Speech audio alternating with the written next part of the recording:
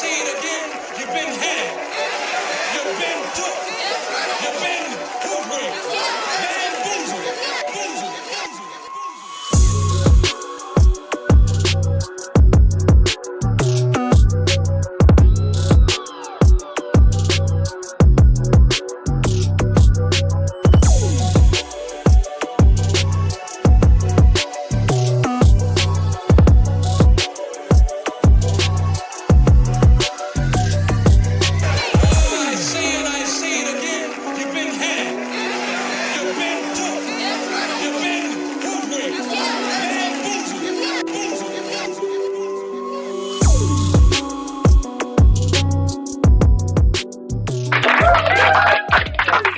Welcome, welcome, welcome, welcome to Bamboozled. Hey, it's your host, it's your boy, Smitty, back at it again with another episode with Bamboozled. Here, look, we got a good one this time, man. We got a real good one. I got to keep it going. I got to keep it going. So we got a new one. This one's going to be regards to still what we've been talking about, right? It's going to be regards to your perspective and being brainwashed, right? But first, before we jump into the episode, man, I have to thank you guys. You know what I'm saying? Here's your applause. Thank you for being here. Thank you. You could be anywhere, but you are here today to get educated. And that's the objective, man. Never stop learning, right? We got to always better ourselves. That's what all this is about, man. This is why we're here on earth, to be blessed.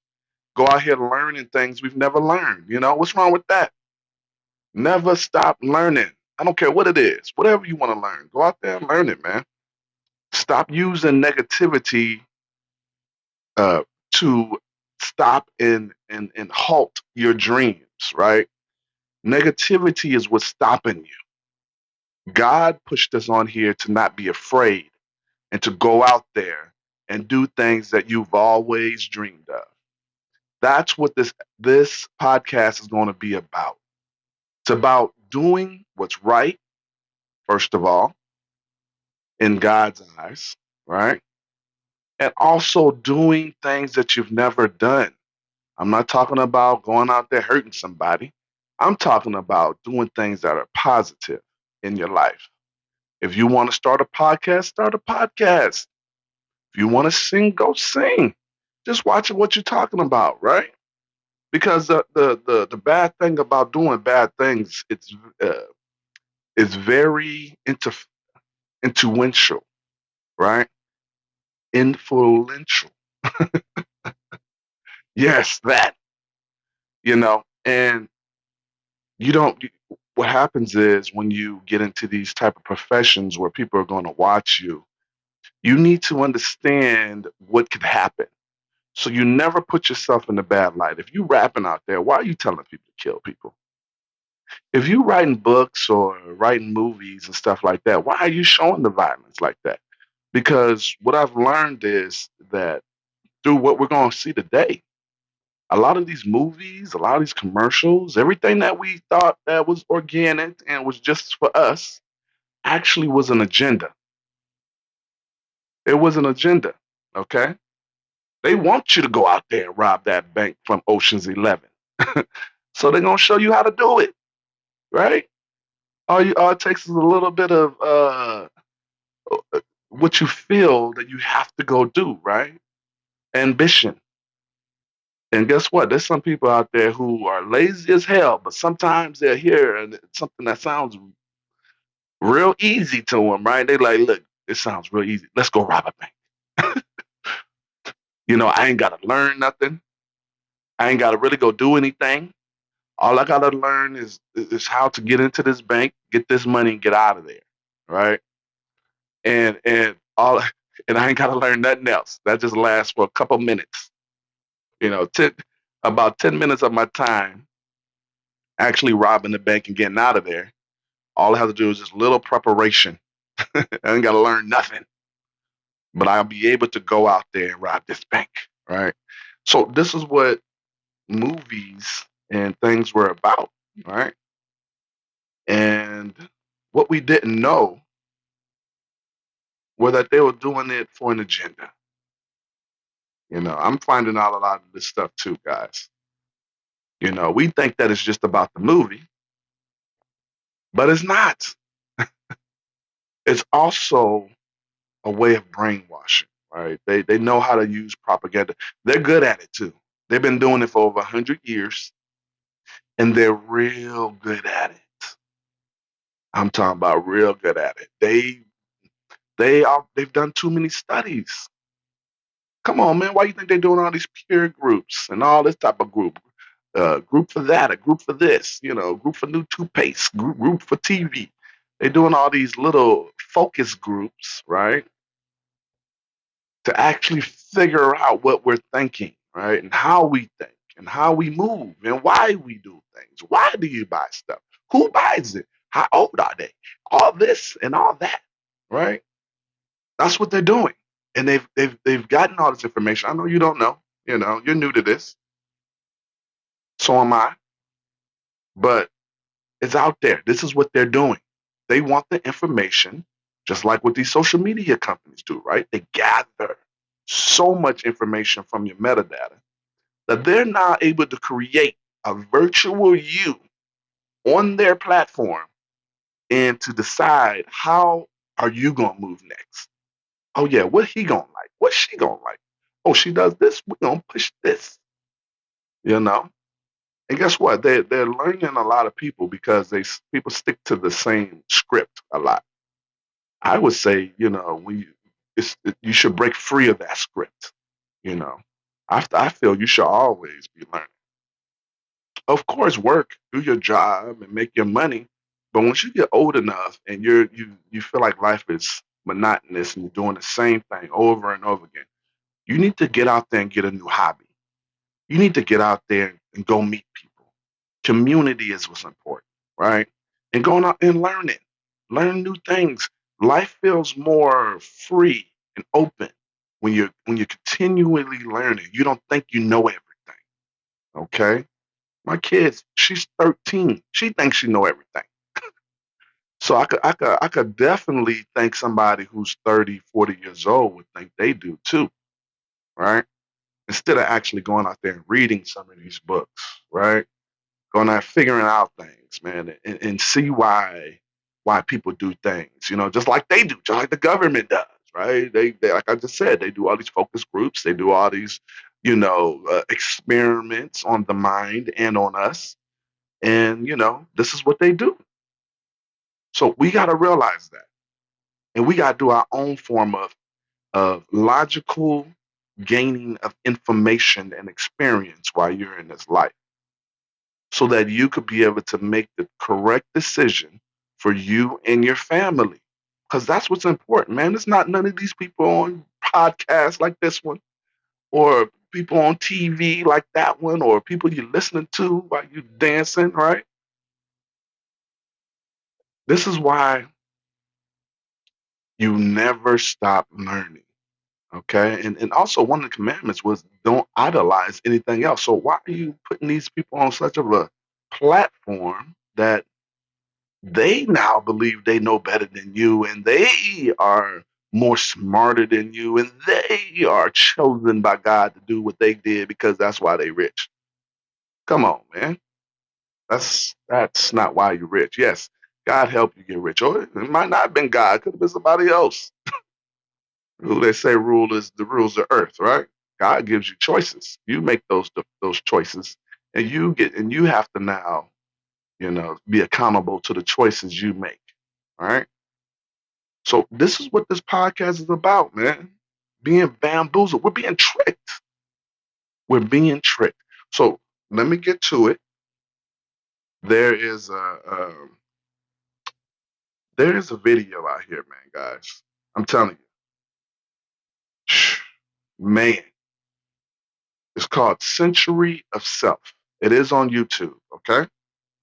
Now on this video, and if you watch the whole thing, it's pretty long, but it got it separated into our broadcast.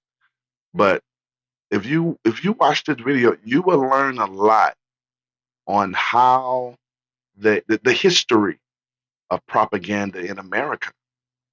How did we go from a country of being about family? I know y'all watch some old movies, not the young people. I'm talking about the older people. And we used to see movies where families were always together, and you know, it was a lot of movies about family, and they would be together from birth, right? And it wouldn't be not too many people from who you're not related to that you are around, you know. So it really pushed family and how history was really about family growing up. It wasn't about all these other families and you intertwining because you're learning your life and you got to meet all these people and let's get out there and meet millions of people. It was more about sticking to your own circle, people who know you from birth, people who know the real you inside, right? And that's just how those movies were. Now it's changed, man. Everybody's out everywhere. I talked in my last episode about you going out there as an individual trying to take on the world for your 100 years you got here, right? Whereas there's been generations and generations of your family members that did what they did just for you. They didn't think about themselves. They did it for you. They worked all these hours. They maybe went to war. They married the right woman. They did everything, right? In thoughts of you, their future, their lineage, right? Their family tree. For you to say, forget all that. I don't care what they did. I'm myself and it's my life and I could go out and do whatever I want to do, right? Because I want to be happy. I, I, I, all right? And the name of this documentary is called Century of Self. How do we go from that country of being about family to now being all about ourselves, being an individual? When you was a family, you bought things that mattered, that you actually needed, because you didn't have nothing and you was trying to grow. You was scraping. So you did everything you had to take care of your family. To now, it's about century of self. I, I, I. I don't like that. I don't want to do this. I, right? How I feel. Don't matter what you feel. I. Century of self. Ah, yeah, got a little one. Anyway, century of self, right? You went to I instead of about family. This whole United States blew up and grew to the most, to the biggest and strongest country in the whole world is because of families. We loved each other. We appreciated being born in America. America is different. We think differently than a lot of other countries. These were our values because we were religious. We had morals. We told the truth. We respected you, you respect me, right? But what changed all that? When did it become century of self? What changed that, right? So this is a long video, but it's very necessary. And we're gonna watch it. I'm gonna stop it not too much every now and then. And I'm just glad you're here today. This video, y'all gonna be your mouths might drop. All right, man. Let's start it up here.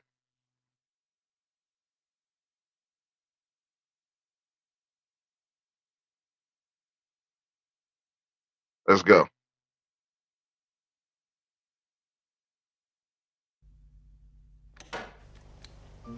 He hated it. Said he wanted this stuff. 100 years ago, a new theory about human nature was put forward by Sigmund Freud. He had discovered, he said, primitive sexual and aggressive forces hidden deep inside the minds of all human beings. Forces which, if not controlled, led individuals and societies to chaos and destruction. This series is about how those in power have used Freud's theories to try and control the dangerous crowd in an age of mass democracy. At the heart of the story is not just Sigmund Freud, but other members of the Freud family.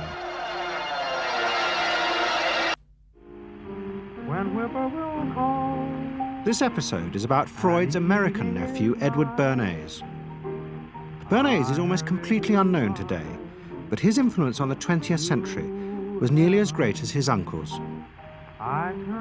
Because Bernays was the first person to take Freud's ideas about human beings and use them to manipulate the masses. You're the masses. He showed American corporations for the first time how they could make people want things they didn't need by linking mass-produced goods to their unconscious desires. Out of this would come a new political idea of how to control the masses.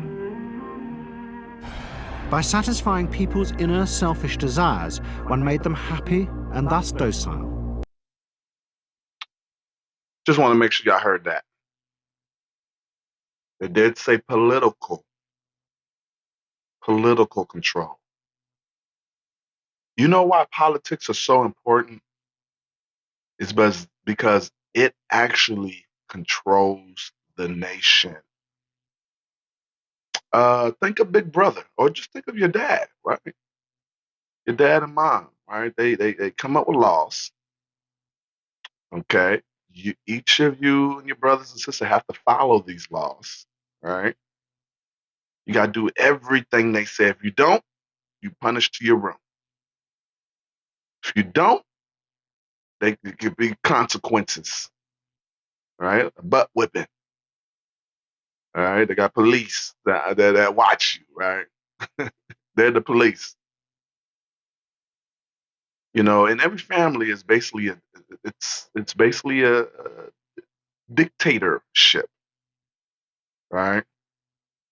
Now, if it's a good family, this dictatorship is to grow a seed to blossom to this garden. You want your family to become great and better, right?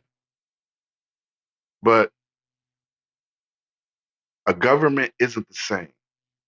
It's its own entity. It wants to grow just like you want to grow.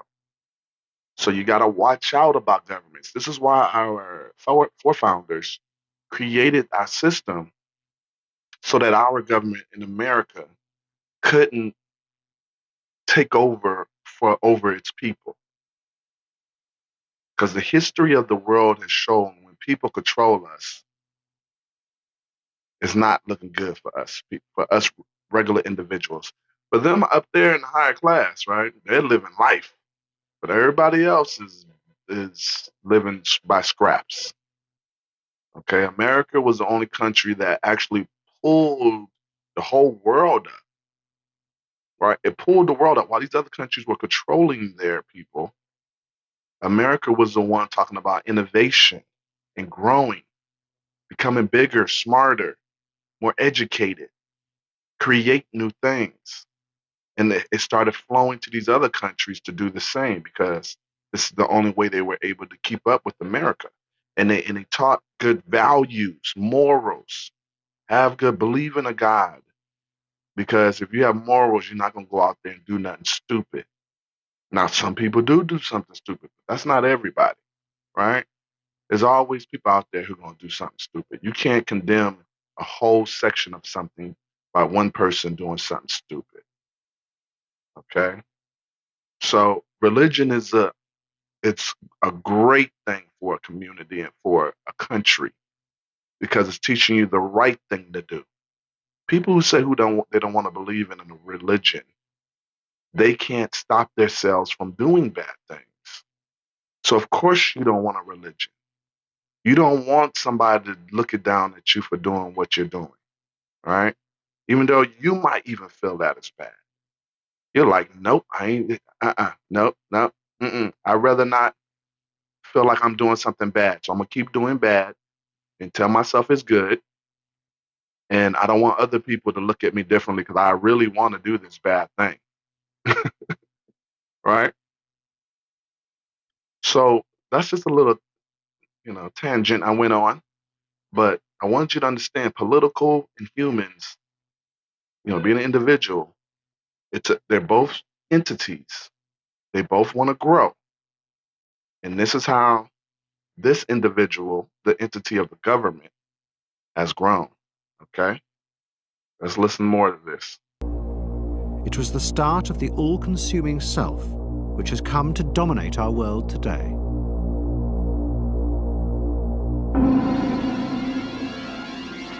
Freud had devised a method he called psychoanalysis.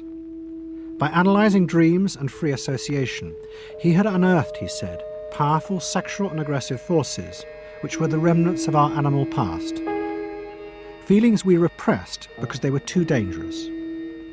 Freud devised a method for exploring a hidden part of the mind, which we nowadays call the unconscious, which is a part that is totally unknown to our consciousness, that there exists a barrier in all our minds which prevents these hidden and unwelcome impulses of the unconscious from emerging. Good night. At that time, Freud's young nephew, Edward Bernays, was working as a press agent in America. His main client was the world-famous opera singer Caruso, who was touring the United States. I decided that if you could use propaganda for war, you could certainly use it for peace. And propaganda got to be a bad word because of the Germans using it. So what I did was to try to find some other words. So we found the word council on public relations. Bernays returned to New York and set up as a public relations counsel in a small office off The Broadway, man created public which was relations. the first time the term had ever been used. Since the end of the 19th century, America had become a mass industrial society, with millions clustered together in the cities. Bernays was determined to find a way to manage and alter the way these new crowds thought and felt. To do this, he turned to the writings of his uncle Sigmund. While in Paris, Bernays had sent his uncle a gift of some Havana cigars. In return, Freud had sent him a copy of his general introduction to psychoanalysis. Bernays read it, and the picture of hidden irrational forces inside human beings fascinated him. He wondered whether he might make money by manipulating the unconscious. What Eddie got from Freud was indeed this idea that there is a lot more going on in human decision-making, not only among individuals, but even more importantly among groups, than this idea that information drives behavior. And so Eddie began to formulate this idea that you had to look at things that would play to people's irrational emotions. And you see, that moved Eddie immediately into a different category from other people in his field and most government officials and managers of the day who thought if you just hit people with all this factual information, they would look at that and say, oh, of course. And Eddie knew that was not the way the world worked. Come on. See, there was a time in America where they would try to sell you on the truthfulness of the product, what the product actually did. It was the truth, right? Oh, yeah, these jeans, they're real durable. They'll last forever. You're going to need it because we know you could barely buy them. And, so we're going to make sure they're very durable and will last forever. Oh, okay. The jeans do look nice. Okay, I'll wear jeans because it'd be great for me. I don't have to worry about, had to make some more. My pants run out within a month and I always got to let me get these durable jeans. All right. It would tell you the truth. Now, what we're learning here is that it's switching from that, the truth-based media, to actually how you feel about things. We're going to sell you on something that's going to make you happy or something that's going to make you mad or something that's going to make you sad, right? Emotion. This is why today 80% of buyers out there are women because everything is being sold in a woman's way of thinking, hindsight, right? How women see the world. And they know as an advertisers to sell to women, all they got to do is go to their emotion. Okay? Let's keep this going. And this is the start of it. Let's go. Bernays set out to experiment with the minds of the popular classes. His most dramatic experiment was to persuade women to smoke. At that time, there was a taboo against women smoking, and one of his early clients, George Hill, the president of the American Tobacco Corporation, asked Bernays to find a way of breaking it. He said, we're losing half of our market because men have invoked a taboo against women smoking in public. Can you do anything about that? I said, let me. Listen, they're about to go ahead and go into how they got half the United States to start smoking. See, at this time, like he was saying, it was frowned upon for women to smoke cigarettes. So the CEO of a certain company, cigarette company, comes to Edward Bernays, right? Says, hey man, look, I can't even sell to half the country. These dudes got these women on lockdown. They can't smoke the country. They can't smoke our cigarettes. And so what Edward did was he goes and hires his own doctor, which they're about to go into, to figure out how can they get women to buy cigarettes. How do you hit them by their feelings, right? We got to hit them with their feelings. So let's go ahead and finish up. Let's see how they got women. Because first of all, I didn't mention this. It was illegal. It was actually not just frowned upon. It was illegal in a lot of big cities to smoke cigarettes. How did they get past that hurdle? Right? This is a law in some of these cities for women not to. And wait a minute, is smoking good for you? You know, so it seems like a lot of the laws and regulations that they put forth for people was to help people. And it seems like this one, I would say, is better for women, right? They shouldn't probably be smoking. But, with propaganda, right? You're able to sell to the emotional side. They're able to sell this theory of, hey, you should smoke cigarettes. Let's see how they did that. I said, let me think about it. And then I said, have I your permission to see a psychoanalyst to find out what cigarettes mean to women? He said, what'll it cost? So I called up Dr. Brill, A.A. Brill, who was a leading psychoanalyst in New York at that time. How come you didn't call your uncle? Why didn't you call your uncle? Because he was in Vienna. A.A. Brill was one of the first psychoanalysts in America. And for a large fee, he told Bernays that cigarettes were a symbol of the penis and of male sexual power. He told Bernays that if he could find a way to connect cigarettes with the idea of challenging male power, then women would smoke, because then they would have their own penises.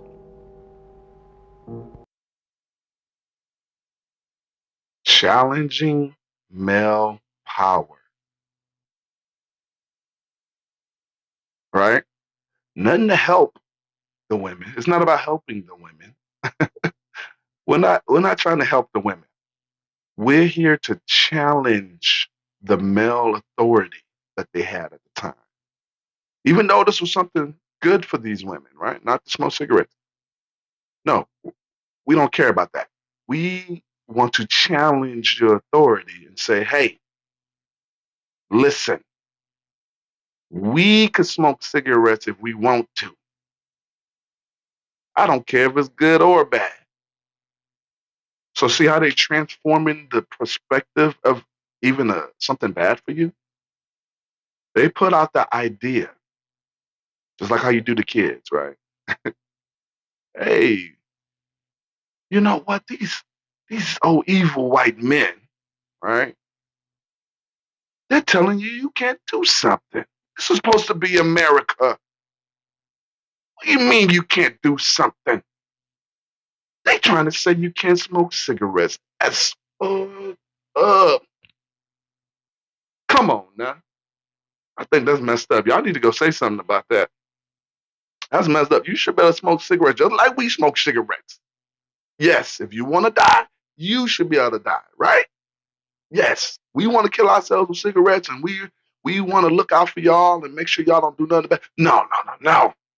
Forget the good thing. We don't care that it's good for us not to smoke cigarettes. You're telling us no, not to. So the rebel that they're trying to put in me is telling me that I need to fight back on that because I want to smoke cigarettes to kill myself too. Period. Oh, white man.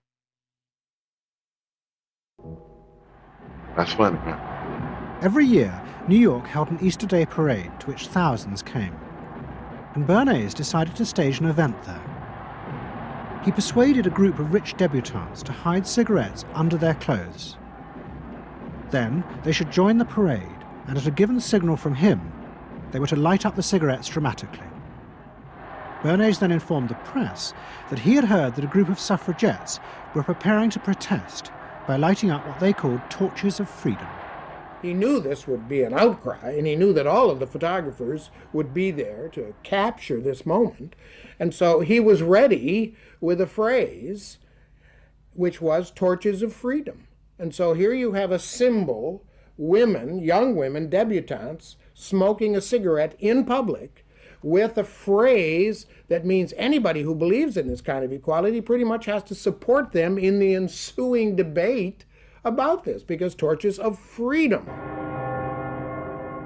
I mean, what's on all American coins? It's liberty. She's holding up the torch, you see? And so all of this is there together. There's emotion, there's memory, there's a rational phrase, even though it's using a lot of emotional elements. It's a phrase that works in a rational sense. All of this is together.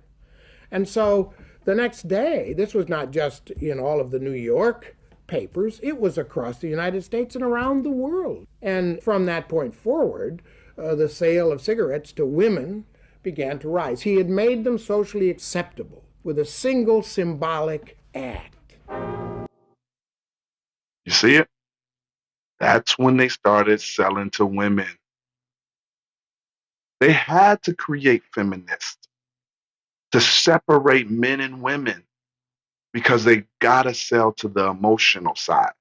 So they had to be able to move the man out the way, who was the actual logical thinker, and would tell you, no, we don't need this for the family. No, it's not going to help the family.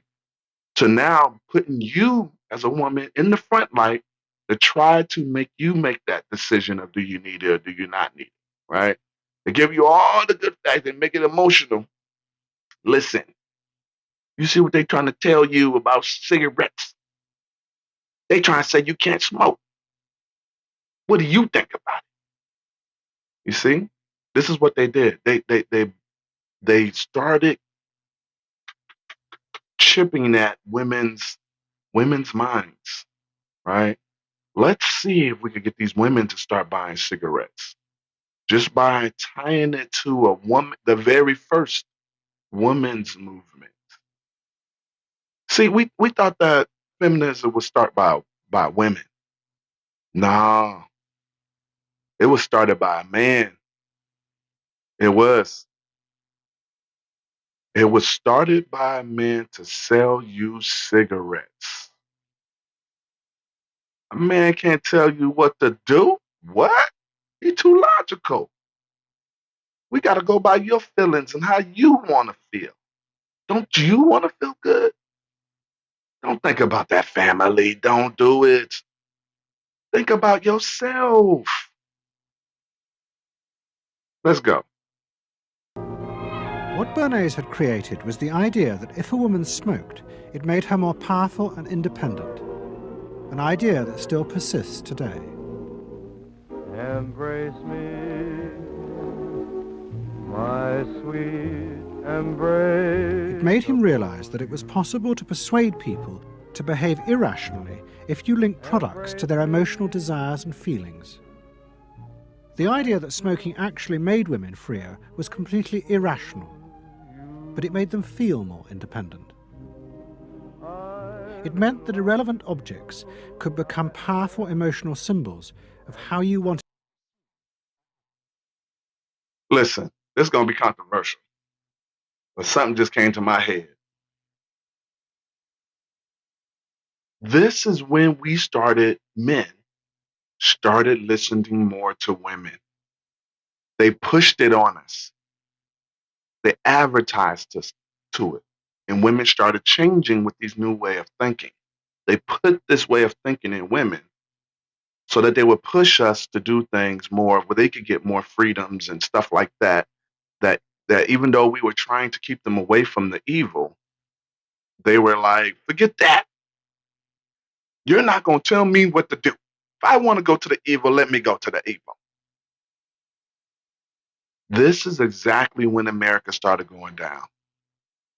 When the masculine man who would tell his wife what not to do and to do, he's a religious man. He is man who God created, right? Who now later created Eve off the man's rib. Eve then convinced the man to eat off the tree. And that was this first start of and example of a man loving his woman and listening to what she has to say, and she deceives him. And they do something because she's going off emotion that isn't right. It's not the cigarette. Hey, man, God said we can't eat. What? God said not to eat off that. Oh, I can't handle this. Ooh. They couldn't handle it, right? God was like, wait a minute. All the devil had to do was just tell you. Yeah, why he say that? Just like what they said about the cigarettes, right? Yeah, why he say you can't do that? He must love those. There must be something good about those cigarettes. He wants them, but he don't want you to do it. Oh, there must be something about that apple. God told you not to do it because of what? He's all knowing and everything. You know what? Maybe it's because this will make you all knowing also. It's a tree of knowledge. So this will make you like a God. Now give this to your husband and y'all go ahead and try this out together. You convince him of doing that. And this is what has been going on ever since. Wow, this is hitting me just now, man. Wow. We were a religious country, only thought about family because of men. Men put families first. Women started tearing it apart with this new way of thinking off emotion instead of thinking off of logic. We went from a logical man's world. Women keep saying this is the patriarchy. It's a man's world. What they don't know, it's been transferred over to the women's world. This is the new woman's world we're living in right now. We are living it right now. Okay? Wow. I never thought of it like that. So I hope y'all are understanding this, man. This is some good stuff right here, man. What they're trying to tell us is give us information of how perspective was being changed in America by doing these particular things. One guy, Edward Bernays, he's the nephew of Sigmund Freud. Look the dude up. If you go Google him, his name pulls up under King of Propaganda. The dude is the king. He's the godfather. He's the reason why we are today. He's actually a reason how we moved away from why even believe in God. I guarantee that probably came from a woman now. Now I would probably put my right hand to say that probably came from a woman. She is trying to get us to eat that apple. Come on now. Men, we need to use our logic and masculinity. Okay? It's very important because we go off of experience. If we understand something's wrong, we try not to do that, right? Okay. If you're a good man, you do. You try not to, and you know it's mind over matter. So you do things. Whereas women, they can't get past their emotion. It's all about how they feel. It's hard for them to make logical decisions when they're mad at somebody at their job. You tell them, hey, just don't talk to them. No, they don't want you to tell them what to do. They just need you to listen, right? So then you just go along with it and you listen and you're like, okay, yeah. And you try to give something, a way to end the problem. They don't want the problem ended because they're going to come back the next day and tell you the same, something else different about the same person. So we look at the world in a way of creating, of not creating, but of closing the door or finishing something or completing something. We look at it as doing something, like let's do something about it. Women don't look at it. It's about how they feel. And then they deal with that feeling and then they move on to the next time of what they feel. And they take on that feeling and then go back to normal. And then they feel and they have to deal with it and then they go back to normal. The difference is, see, men, we get feelings and we want to do something about it immediately because we're doers. We get the feeling and we go do. This is why emotional men are so bad because there's a prison system filled with emotional men. Okay? I'm talking about people who think what they say is the right thing to say or what to do or how I'm going to do. I'm going to steal. I'm going to kill. I'm going to do whatever because I say I want to do it. That's feelings. Okay? That's feeling. That's emotion. He couldn't handle his emotion. See, we're judged as men as being able to control our emotion. This is why nobody cares about a man, right? Women are crying and letting their emotions out. Men aren't. And we don't get away with nothing. They get away with everything because they're able to show that emotion and we can't. You know, but there's a real reason why we can't because we have to make logical decisions with our life. And when you have a family, you're making the logical decisions for the family. If a woman's controlling the family, she's making the emotional set decisions on the family. I know this is going to be controversial to everybody, but men lead, okay? Women are there to help with the family, and they love it when they have a leader. No woman doesn't want to be with a guy who isn't a leader. They would leave him. Okay? They want a leader. So this isn't something you don't want. So don't make it something bad that you have a leader as a man. That's a good thing. Let me finish recording it. Let's finish this recording, guys. By others.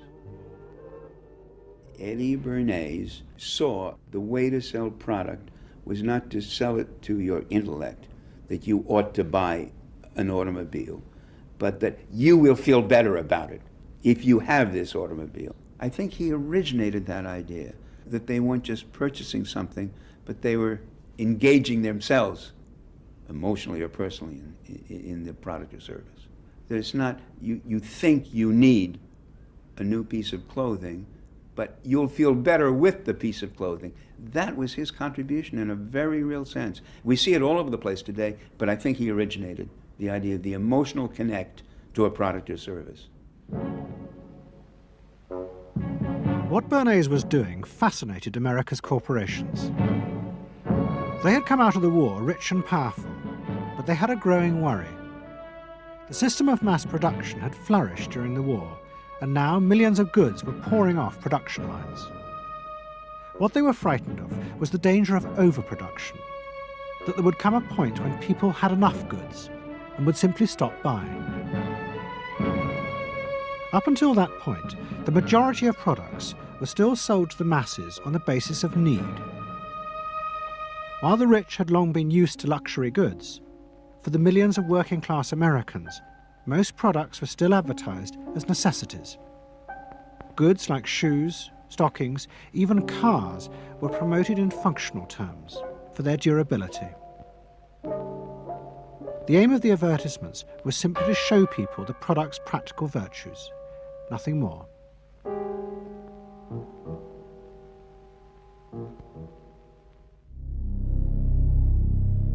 What the corporations realized they had to do was transform the way the majority of Americans thought about products. One leading Wall Street banker, Paul Mazur of Lehman Brothers, was clear about what was necessary. We must shift America, he wrote, from a needs to a desires culture. People must be trained to desire, to want new things even before the old have been entirely consumed.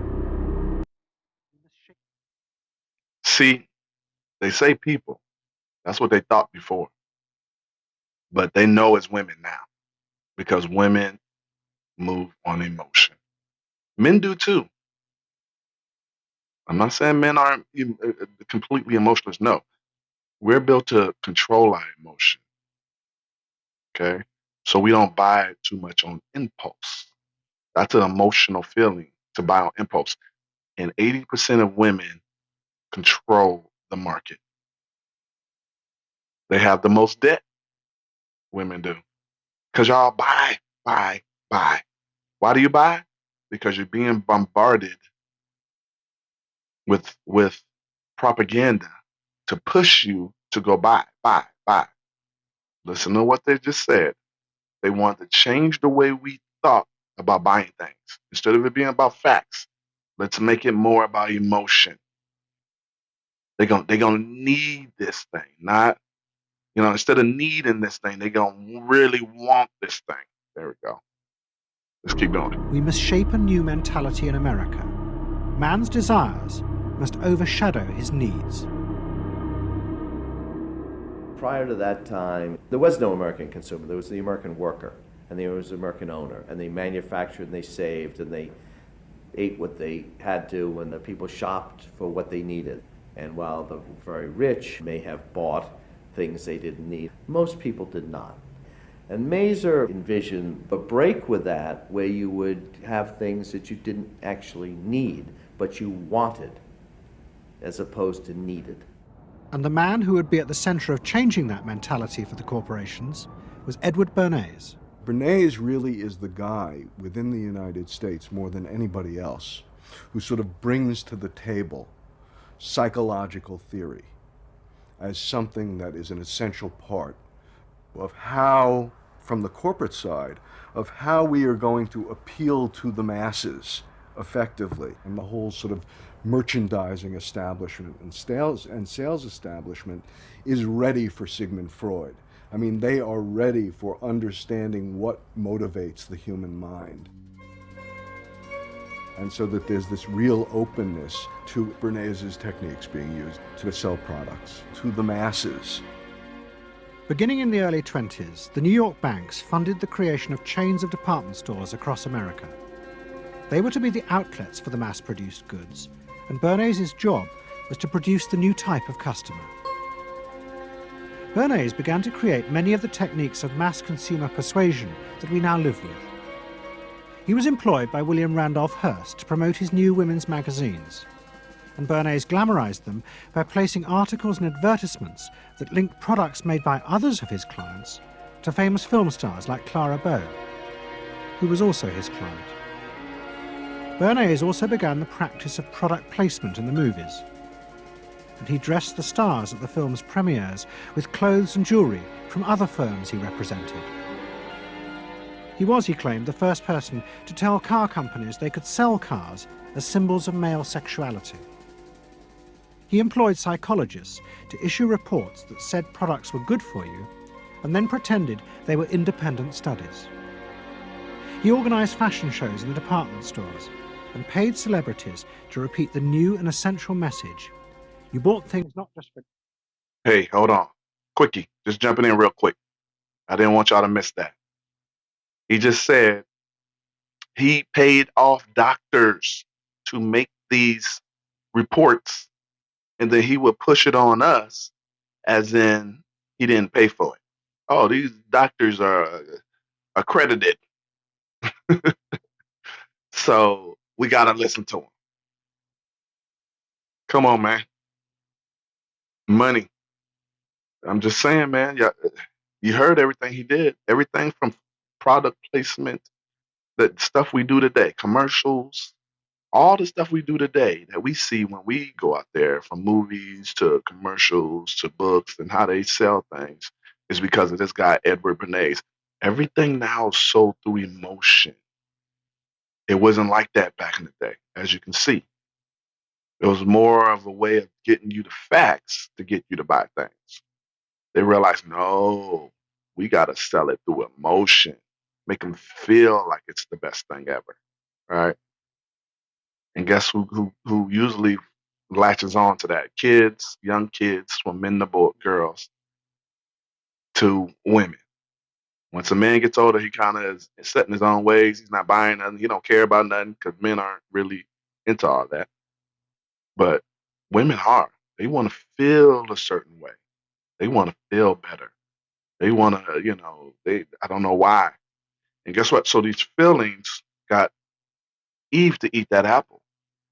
Look what we're doing right now. We're letting women destroy our country right now because it's all about feelings, regards to letting homosexuals dance in front of our little kids in little stripper wear. Come on now. Men would not let that pass. We are letting all this shit stuff okay, become okay, and it's being pushed upon us now. Look where society is going. Society is going down. It's not better right now than when I grew up as a kid. It's getting worse each and every day. We're letting women control everything. Well, not even just women, the emotional marketing and advertising that's being pushed throughout every media site that we have, and through internet and through everything. We're letting women do this. Women are doing it. And of course some men are following women because they are feeling like they have to do something for somebody they love. But that's the guy who's helping the girl smoke the cigarette. You're like, yeah, you're right. You're right. These men, they need to let you smoke the cigarette. They need to. I don't know why they hating on you from smoking a cigarette. Yeah, it's bad for you, but you should be able to kill yourself if you want to. That's what the man who's riding along with the women are doing, because he probably wants sex from one of these women. Men would do anything for sex, first of all. So a lot of these guys are falling for the okie doke, and these women are using them to get things passed that now is actually destroying the world. The emotional way of seeing the world instead of the logical way of seeing the world. Is it good for me or isn't it? That's a right or wrong answer. None of this stuff in the middle, which is the emotion. Let's go. It's not just for need, but to express your inner sense of yourself to others. There's a psychology of dress. Have you ever thought about it? How it can express your character? You all have interesting characters, but some of them are all hidden. I wonder why you all want to dress always the same, with the same hats and the same coats. I'm sure all of you are interesting and have wonderful things about you, but looking at you in the street, you all look so much the same. And that's why I'm talking to you about the psychology of dress. Try and express yourselves better in your dress. Wow. Was able, this woman just was able to get millions of women to be like, you know what? She's right. I should be able to dress this way. I'm going to dress this way because I feel like this would be better to make me feel better. Even though the history of the world, men kept women modest and covered up because we knew how evil some men were and what they would do to y'all. That is the only reason why men tell people they love, hey, don't wear that because I don't want a bad conception to come up about you. Okay, they'll look at you a certain way. If you dress like a cop, you're a cop. If you dress like a hun, you're a hun.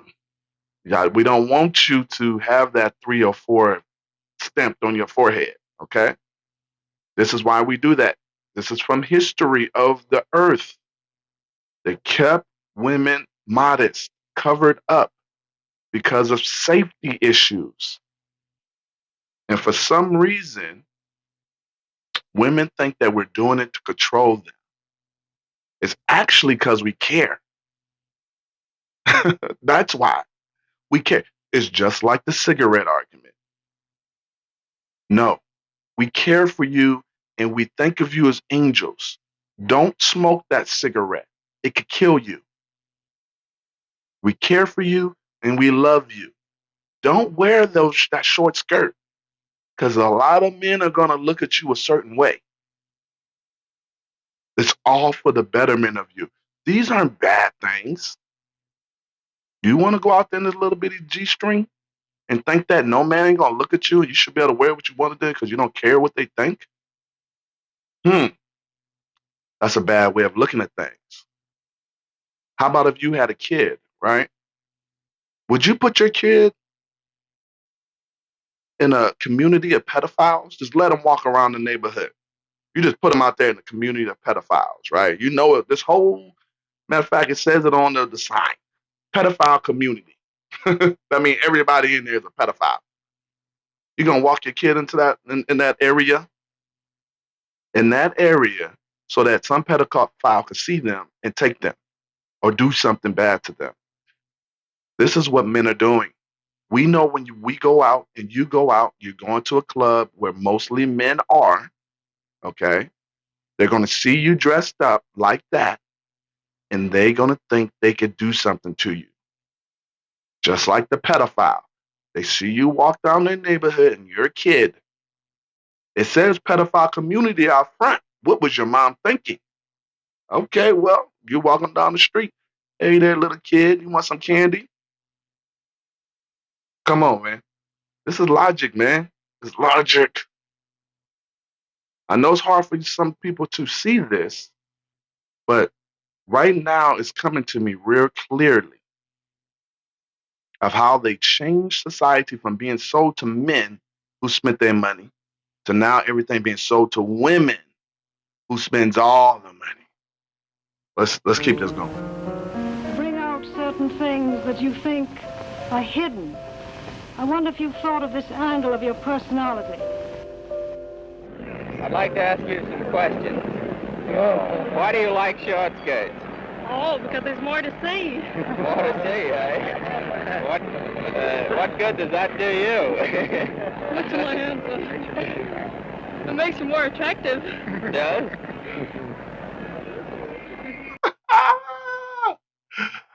Look at it. She just so happy that a lot of men, because I understand you want to feel attention, right? But look at all these men. She's in a sea of men, and these dudes they are fiending right now. Look at them. Look at them. They fiending. While you over here thinking you're doing it because you're doing it for the attention, these men are thinking about tearing that little bitty stuff off of you and hopefully having their way with you. This is why. You saw him. What does wearing a little skirt do for you? He asked her. And for you, I don't get it. Like you, okay, you like wearing skirts, yeah. Why? How does this benefit you? Look, this is the history of the miniskirt. She said for attention. She likes the attention. The guy, The guy then understands she will go down to this little bitty skirt just for the attention. They ready to tear her clothes off, her little bitty skirt off, whatever she got on. Let's keep going. Okay. In 1927, an American journalist wrote, "A change has come over our democracy. It is called consumptionism. The American citizen's first importance to his country is now no longer that of citizen, but that of consumer." The growing wave of consumerism helped in turn to create a stock market boom. And yet again, Edward Bernays became involved, promoting the novel idea that ordinary people should buy shares, borrowing money from banks he also represented. And yet again, millions...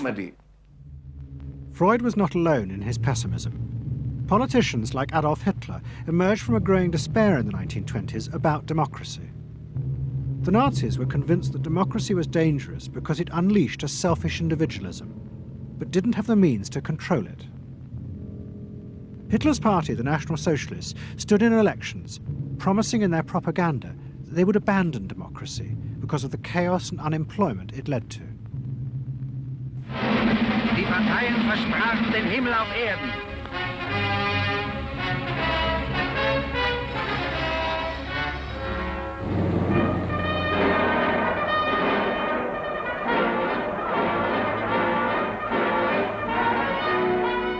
In March 1933, the National Socialists were elected to power in Germany, and they set out to create a society that would control human beings in a different way.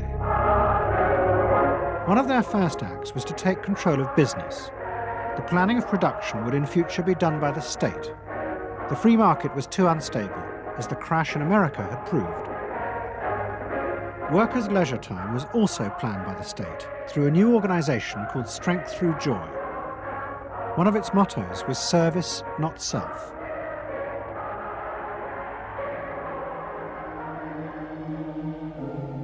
But the Nazis did not see this as a return to an old form of autocratic control. It was a new alternative to democracy, in which the feelings and the desires of the masses would still be central, but they would be channeled in such a way as to bind the nation together. The chief exponent of this was Joseph Goebbels, the Minister of Propaganda. Goebbels. Es mag gut sein, Macht zu besitzen, die auf Gewehren ruht. Besser aber und beglückender ist es, das Herz eines Volkes zu gewinnen und es auch zu behalten. Goebbels organized huge rallies whose function, he said, was to forge the mind of the nation into a unity of... See that? They used the government and propaganda to forge the mind of the citizens, to get them to start coming in line with the government. Let's keep this going. We all know what happened with that. Let's keep it going. Come on. Of thinking, feeling, and desire. One of his inspirations, he told an American journalist, was the writings of Freud's nephew, Edward Bernays. In his work on crowd psychology, Freud had described how the frightening irrationality inside human beings could emerge in such groups. The deep, what he called libidinal forces of desire, are given up to the leader, while the aggressive instincts are unleashed on those outside the group. Freud wrote this as a warning, but the Nazis were deliberately encouraging these forces because they believed they could master and control them.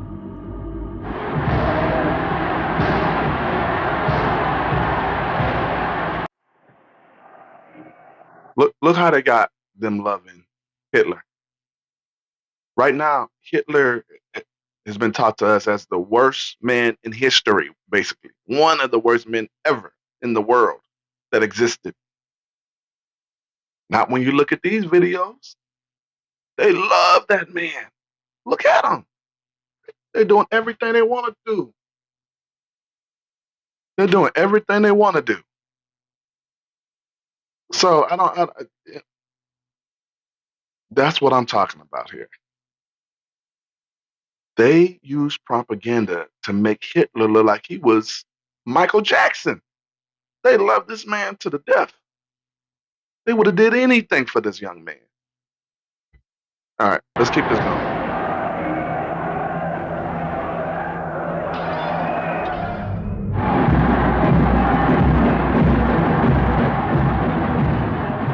I could see from afar, looking up Wilhelmstraße towards Unter den Linden, how those 100,000 of people, when they passed Hitler, they just became completely delirious. They began to shout these cries I will never get out of my ears. Heil, Sieg, Heil. They demented. And here I got confirmation how those irrational forces, uncontrollable forces in Germany, in the Germans, had erupted, had broken out, were running riot, were departing, marching on.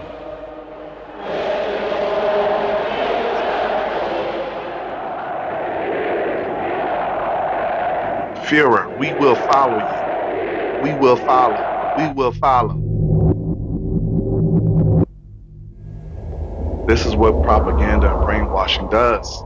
But the New Deal experiment was attracted the on admiration of the Nazis. The Nazis. Especially Joseph Goebbels.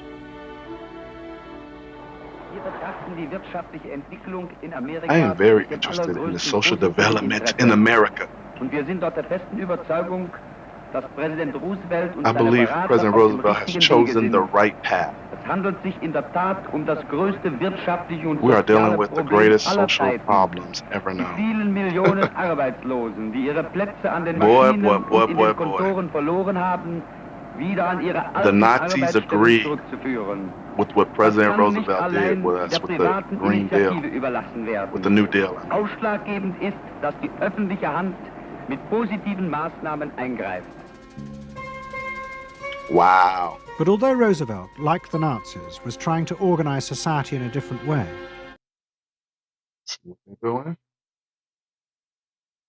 you see what they were doing? Did you see what they did? I'm glad y'all got a chance to see that. Because we need to know that there are people out here who are trying to control our mind. We need to know. I'm going to come on here and show you more stuff. Okay? That's what I'm here to do. I want us to talk about stuff, man, and get into all these. This is the past that it's an uncomfortable truth of ours, and we need to know it, right? Otherwise, we wouldn't know what to do with our future. There is a government and companies who are fighting a war for your mind. What if I told you that they're conspiring together now? Instead of them being at separate odds, right? As they were in this video. Government wanted you for this. Businesses wanted consumers for this. So they all was using propaganda to get us to pull either way. What if I told you now they're in bed together? And they trying to pull you all in one way now. It's all about control. See, but one thing the government, those companies don't know, maybe hopefully they got enough money. But what's going to happen is the person they give the power to is going to take them out too. So, I don't know why the government, the companies are trying to work with the government, because the government controls the laws. They would be able to throw, I don't care how much money you got, throw your butt right in jail just so they can have all the power. With great power comes great responsibility. I'm a wise uncle on Spider-Man, Uncle Ben. It's the truth, man. And they also say power corrupts absolutely. No, absolute power corrupts absolutely. That's what they say. So it's been a great talk today, man. This information I've been dying to get to people. I promise you, man. Man, we need to know people are in our heads. We need to know. Stop believing in what the news tell you. You got to go look it up. So I appreciate your time here, guys. I appreciate you coming and check me out on this episode. There go your applause. I forgot to say, please like and subscribe to my channel. I'm new to this. I'm gonna get this stuff going. I'm starting learning what to do. Check me out on YouTube, A Bamboozled World. Check me out on Rumble, A Bamboozled World. I'm on Facebook, Bamboozled World, and Instagram, Bamboozled World. I love you guys. Here's your applause. Thank you, and see you next time on the next episode of Bamboozled.